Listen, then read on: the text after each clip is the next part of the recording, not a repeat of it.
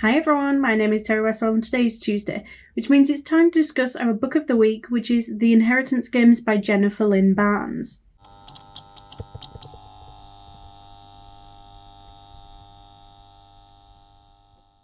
First, this is the spoiler-free section, so if you haven't read this book yet, don't worry about it, it won't be spoiled for you here. There will be some spoiler-related things that I want to discuss, but that will be later on in the video and you will get plenty of warning.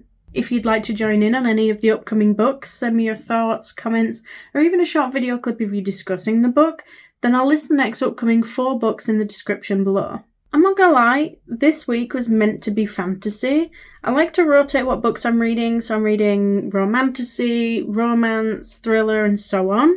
And this was meant to be a fantasy, so my bad. I think this is a perfect example of when I say that I know pretty much nothing about any of these books, I mean it, because I rarely even read the backs of the books, and this is how this one ended up on fantasy, because it definitely isn't a fantasy book. But does this cover... Wait, what side is it on? Yeah, does this cover not scream YA fantasy to you? I think I must have just taken one look at the cover and made some wild assumptions, and you know what they say about judging books by their covers. But this one's more like a YA mystery, and despite my initial mess up, I did really enjoy it. I clearly didn't know what to expect, and I did end up rating this one 3.75 stars. So far, there's been some winners for me this year. I wouldn't say it's the most complex world or story, but it definitely had me intrigued and guessing at the mystery, and I think even after this first book, there's still a lot to unravel. I think it ends at a great point where you get just enough of the answers, but are still left with lots of questions and a cliffhanger that makes you reach for the next one. Okay, so quick summary. She came from nothing.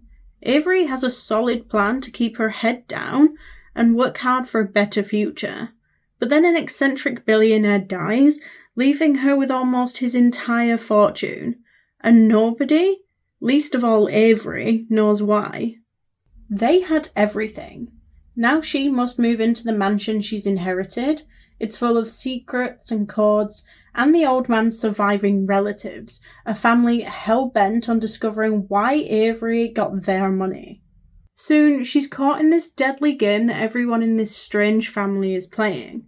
But just how far will they go to keep their fortune? If I had to compare this to any other book, it would probably be something like A Good Girl's Guide to Murder by Holly Jackson, but maybe with more of an influence of something like Knives Out. I think it was a great level of mystery and connecting those dots. I think that it had a really good, strong female lead and maybe a hint of some potential future romance. What I will say, though, is that for me, while I did like the main character Avery, I don't feel like the other characters were as well fleshed out. Like, it was a little cliche and the other characters just didn't have as much depth as I would have liked. Like, maybe there will be more of that in the next book, but I just feel like they could have fleshed them out a little better. The chapter lengths were all really nice and short. I think that it helped to make it feel like it was probably moving along a lot quicker than it was. You all know how I love a good short chapter, and while I wouldn't say that it was the best writing ever, I did like how easy it was to read, and I often really liked the dialogue and the main character's sass. I think it was a wonderful, easy-to-read, fast-paced story that you could really escape into. It's full of puzzles and riddles and overall just a really enjoyable read. I liked the hint of romance, but I will warn that it feels like a love triangle might be brewing or it might appear in the next book, which I'm not really a huge fan of. I'm definitely more of a fated mates, one romance kind of girl rather than a why choose or a love triangle. So as for the question, would I recommend the book? Yes, although I wouldn't say that it's the best written book ever, I certainly had a few issues with it, but it was a fun and gripping read, certainly something that I would have enjoyed growing up, and even as an adult, it had me guessing what was going on and wanting to figure it all out. And will I be reading any more by Jennifer Lynn Barnes? I'm not exactly in a rush to read the next book in the series, but as I said, it did have a great cliffhanger and some unanswered questions, so it will definitely be going on my list to read at some point. So earlier in the video, I said that there'd be plenty of warning for any spoilers. This is that moment, so if you haven't read this book yet, I would suggest going doing that first, because beyond this point, there'll definitely be spoilers.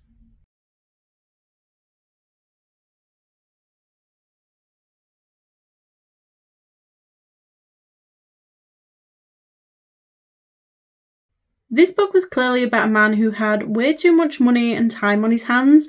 Like, I wouldn't say any of the puzzles or riddles are really that hard, but it kept me gripped and wanting to figure out what the hell was happening. So there's 4 brothers, and clearly the author decided to make them very different, with completely different sets of characteristics so that you don't get too mixed up with who's who, but at the same time, they kind of felt a little bit 2D and flat for me. Like, I felt like we didn't really spend much time with them, and when we did, it was just more of the same stuff over and over again. There wasn't really much to them. Like, they just all had very stereotypical baggage and issues. Like, Jameson was constantly pining over and comparing her to, what was her name, Emily? And then all of a sudden turns around and says, oh, I don't actually care about Emily because I broke up with her before. Which I think just does more damage to his character than good. It didn't make any sense and it just didn't work. Xander was by far the best brother. Again, I don't feel like he was really in it all that much, and I don't feel like he was as fleshed out as he could have been, but he played the stereotypical cheeky younger brother, and his love of scones amused me enough. With Grayson, clearly the author wanted to hint at some sort of romance there, but honestly, where? Like, he was briefly a bit of an arsehole and then just kept turning up uninvited, but he still didn't feel like that much a part of the book, and yet the author wanted us to believe in this attraction between the two of them, despite it not really feeling like it was coming from anywhere but his good looks, because he didn't have any character to him. The last brother, I don't know, I guess I just didn't really like him. Like most people in this book, he was just often sticking his nose where it didn't belong.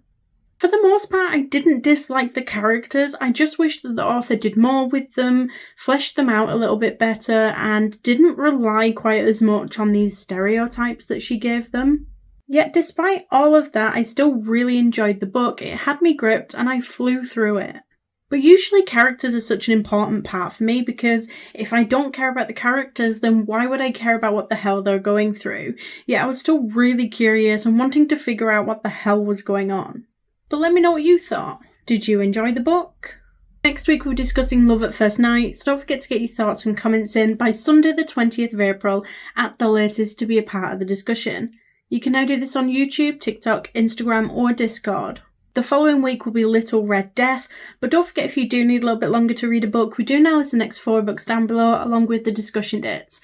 That way you can choose the genre that best suits you and the best time frame to read it in. Thank you all for joining, and if you like this video, please don't forget to like and subscribe, it's always appreciated, and I will see you in the next video. Bye!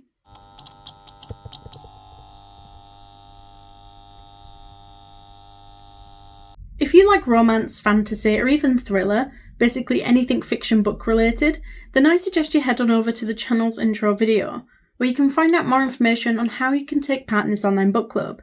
We announce books at least 4 weeks in advance, and we accept your bookish feedback in a wide manner of ways. Post your comment below a video, send in a voice note, or even send me a short video clip of you discussing the book. Alternatively, you can just send me a direct message.